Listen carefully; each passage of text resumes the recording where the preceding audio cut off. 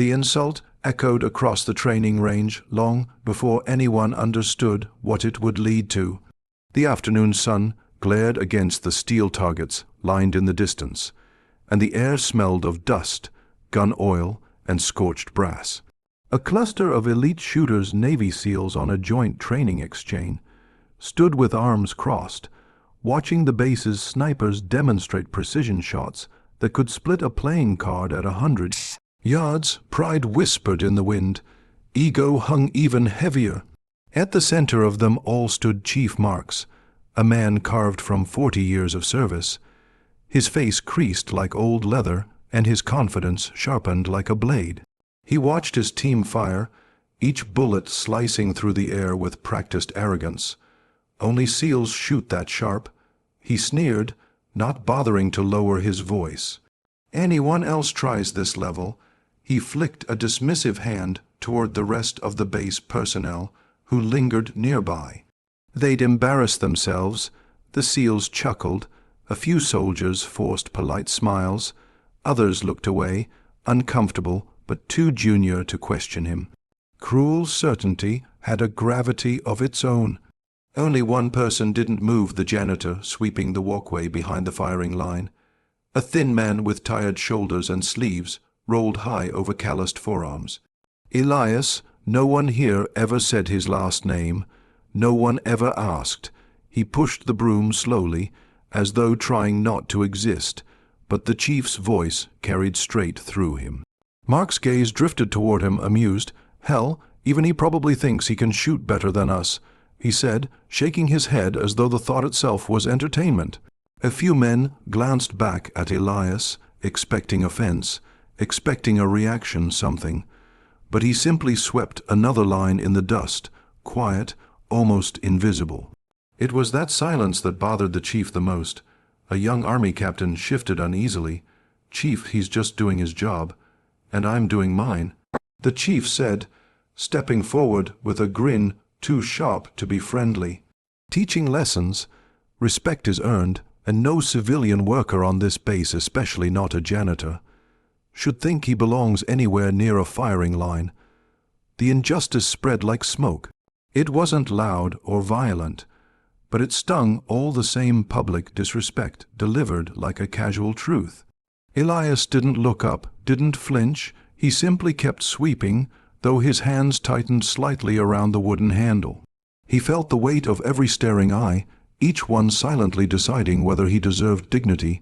Years of habit kept him still. Years of something deeper kept him from speaking. Chief Marks turned back to his men. Watch and learn, he said. Precision like this is born, not taught. A shot cracked, then another. Clean hits, perfect hits. His shooters were good. Everyone knew that, but no one expected the conversation that followed. Colonel Reeves, who had been observing quietly with arms folded, finally stepped forward. His expression was unreadable. His voice, quiet but heavy, cut through the smug air. Chief Marks, he said slowly, would you be willing to back that confidence with a wager? The chief smirked. Against who, sir? No one here matches my boys. Reeves' gaze slid toward the janitor, still sweeping, still silent. The chief laughed aloud, utterly convinced it was a joke. But the colonel wasn't smiling. And for the first time that day, Chief Marks felt a needle of unease pierce his pride. A hush rolled across the range, soft yet undeniable, like wind bending tall grass before a coming storm. Elias paused mid-sweep, the broom bristles hovering above the concrete. He didn't turn, didn't speak, didn't even blink. Only the faint rise of his chest betrayed that he'd heard the colonel's words. Everyone else stared as if waiting for someone to laugh and break the tension. No one did. Chief Marks forced a grin, though it pulled awkwardly at the corner of his mouth. Sir, with respect, he's a janitor. He cleans floors. My men break records. That wasn't my question. Colonel Reeves replied, his voice calm, devoid of challenge, yet heavier than any accusation. His gaze remained on Elias, as though measuring something beyond the man's quiet posture. Marks finally noticed how closely Reeves was watching him, and the unease sharpened. You're not serious, he muttered under his breath. He glanced back at his seals, searching for reassurance, but even they looked unsettled, like men suddenly realizing they were missing a piece of the puzzle. Only then did Elias lift his head, his eyes calm, steady, old in a way youth could never imitate, met the colonel's. He didn't seem intimidated, he didn't seem nervous. If anything, he looked too tired, the kind of fatigue carried by men who once lived a different life and chose to bury it so deep the world forgot. Colonel Reeves spoke gently. "Elias, would you be willing to step forward?" A whisper ran through the crowd. Elias hesitated, not from fear, but from a reluctance that looked almost personal, as though being seen was more painful than being mocked. Eventually, he laid the broom against the wall and walked toward the line, each step measured and quiet. Marks scoffed. "Sir, this is unnecessary. Let's not waste time." "Chief," Reeves said simply, "if your men are as unmatched as you claim, then there's no risk." The chief's jaw flexed. Pride cornered always reached for a fight. "Fine," he snapped. "If the janitor wants to humiliate himself, let him." Elias stopped a few feet from the firing bench. The SEALs watched him with a mixture of pity and discomfort. No one wanted to see a man crushed publicly, especially one who had never shown anything but humble silence. The colonel nodded toward the rifle on the table, a custom-built precision weapon gleaming under the sun. "You may use that if you'd like." Elias studied it for a few seconds, then shook his head. He looked past it to a rack of older base rifles, standard issue, worn, scratched, unremarkable. He reached out and selected one without urgency, running a thumb along the weathered metal, as though reacquainting himself with an old friend. Chief Marks watched every movement with growing disbelief. "He doesn't even know what he's touching," he muttered. Yet something in Elias' hands, steady, sure, almost reverent, betrayed a familiarity no ordinary janitor should possess. Without ceremony, Elias approached the firing line. The dust shifted around his boots. The distant targets shimmered beneath the heat. He lowered himself into a shooting stance that made several SEALs straighten unconsciously, quietly. Their instincts recognized perfection even before their pride did. Elias exhaled once. The world around him seemed to fall still. Chief Marks forced a laugh. "Let's get this over with." But no one laughed with him, because every trained eye on that field sensed without understanding why, that something significant was about to happen, something that would press against the seams of the chief's arrogance and tear it clean open. Elias leaned into the rifle with an ease too natural for chance, his body aligning as though gravity itself recognized the posture. The base fell into an unnatural stillness, a hush layered with suspicion, curiosity, and the faint, electric anticipation that precedes revelation. Even the wind paused, barely brushing the flags above the berm. He didn't rush the shot. He didn't adjust repeatedly like a man second, guessing himself. He simply settled quietly, deliberately, into a composure that felt earned through years no one had seen. A few SEALs exchanged uncertain glances. They'd all witnessed novices handle rifles with shaking nerves, but this was muscle memory forged long before any of them were issued a uniform. Chief Marks forced out a breath through his nose, an attempt at amusement, but it sounded too tight, too thin. "He's just trying to look the part," he muttered, yet even he could feel the shift. Elias didn't look like someone pretending. He looked like someone returning. Then Elias closed his eyes. For a heartbeat, he remained motionless, eyes shut, breathing soft, hands still, and the silence deepened into something almost reverent. A strange weight pressed over the crowd, as though they were witnessing a ritual not meant for them. When he opened his eyes again, something in them had changed. The tiredness was still there, but beneath it lay a clarity that made the air around him sharpen. He squeezed the trigger. The shot cracked across the range, precise, controlled, unhurried. The bullet punched into the distant steel plate with an unmistakable ring. A perfect hit, impossible to dismiss, but he wasn't done. Elias adjusted by a fraction of an inch. Another breath. Another shot, another perfect impact dead center. The SEALs leaned forward unconsciously, their skepticism wavering. A third shot followed, just as clean. Only after the fourth did whispers ripple through the watching crowd. "He's not guessing. That's grouping tighter than. No way. Not with that rifle." Chief Mark's confidence sagged like a collapsing tent. His eyes darted to the colonel, to the targets, back to Elias, as though searching for some hidden trick. But there was none. Even the colonel remained unreadable, hands clasped behind his back, gaze fixed only on the man at the firing line. Elias continued methodically 5, 6, 7 shots, each one threading the same narrow circle on steel, merging into one darkened hole. What he was doing wasn't luck, it wasn't chance, it wasn't even training at this level, it was mastery.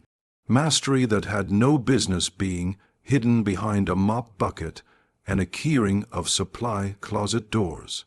A final shot rang out, the 8th, and Elias rested the rifle gently on the table.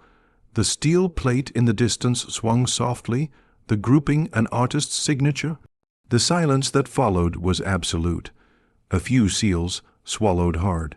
One shifted his feet, unsettled by how wrong everything suddenly felt, how inverted the world looked when a janitor outshot men who built their identities on precision. Chief Mark's lips parted, but no words came.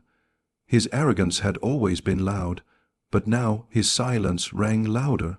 He stared at the target as though staring at the ruins of his own certainty. Elias didn't gloat. He didn't smile. He didn't even look at the chief.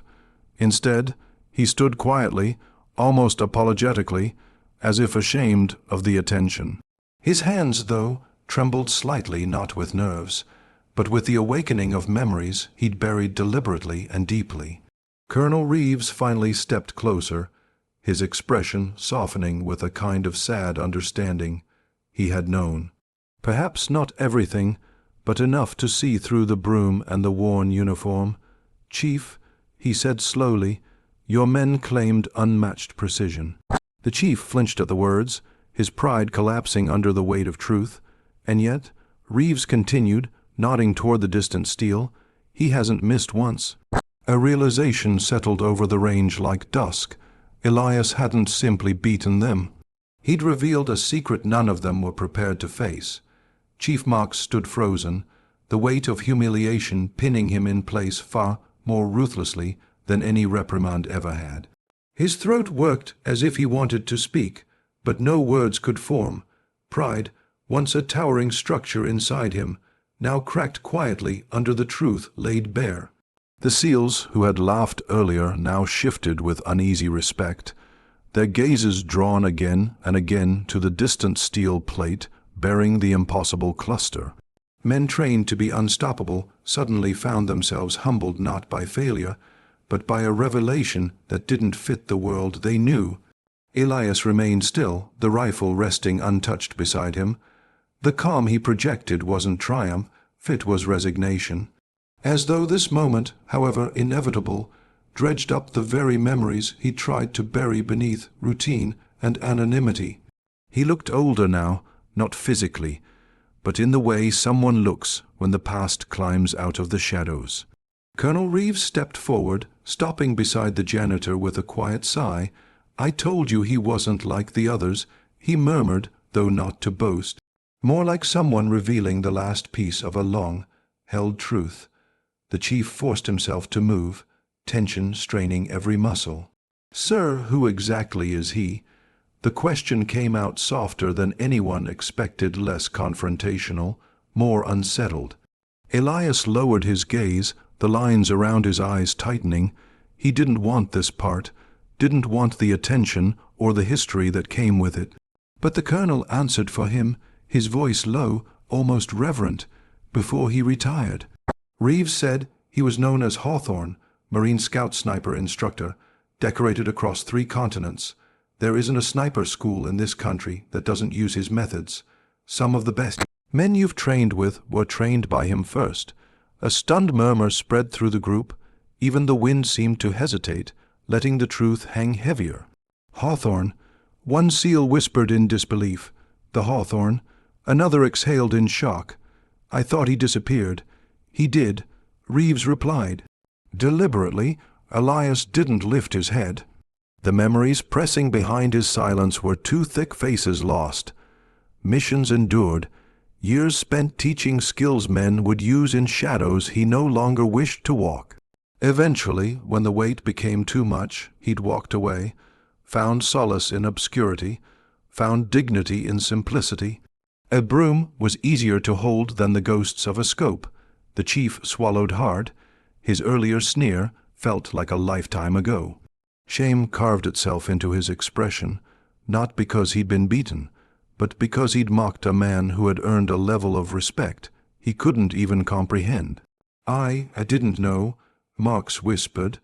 Elias finally looked at him calm, neither angry nor smug, just present. "That's why I clean floors," he said quietly. "People treat me like a man, not a legend." His words struck deeper than any shot he'd fired. The chief lowered his eyes, chastened. "I was wrong." Elias nodded once, the simple gesture enough to absolve without diminishing the lesson. There was no victory on his face, only a quiet hope that this truth would fade again once the day moved on. Colonel Reeves turned toward the assembled SEALs. "Skill isn't worn," he said, "it's carried, and respect should never depend on rank or uniform." The range remained silent, but something fundamental had shifted. Every man there felt it, humility, hard, earned, and unforgettable. Elias picked up his broom again, the wooden handle familiar and grounding. As he turned to leave, the SEALs stepped aside automatically, not out of fear, but reverence. They watched him walk back to the quiet work he preferred, the work that asked nothing of him except presence. But they would never look at him the same way again. Chief Marx remained still the longest, staring at the steel plate that had shattered his certainty. Slowly he exhaled, letting his arrogance dissolve into something truer respect, born from revelation. No one spoke. No one needed to. Because the story of the janitor who outshot the SEALs would travel farther than any of them expected, not as a tale of humiliation, but as a reminder whispered across barracks, ranges, and late-night conversations. Greatness doesn't vanish. It simply chooses when to be seen.